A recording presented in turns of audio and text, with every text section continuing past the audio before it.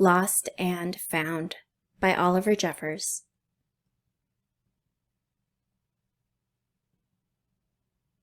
For Rory, Peter, and Brian.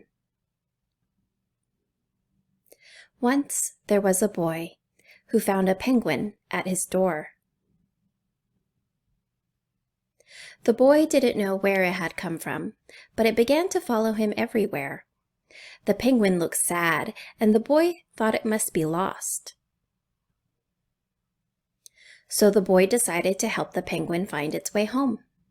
He checked in the Lost and Found office, but no one was missing a penguin. He asked some birds if they knew where the penguin came from, but they ignored him. Some birds are like that. The boy asked his duck, but the duck floated away. He didn't know either. That night, the boy couldn't sleep for disappointment. He wanted to help the penguin, but he wasn't sure how. The next morning, he discovered that penguins come from the South Pole, but how could he get there? He ran down to the harbor and asked a big ship to take them to the South Pole, but his voice was much too small to be heard over the ship's horn. Together, the boy decided he and the penguin would row to the South Pole. So the boy took his rowboat out and tested it for size and strength. He told stories to the penguin to help pass the time. Then they packed everything they would need and pushed the rowboat out to sea. They rowed south for many days and many nights. There was lots of time for stories, and the penguin listened to every one, so the boy would always tell another. They floated through good weather and bad, when the waves were as big as mountains, until finally they came to the South Pole.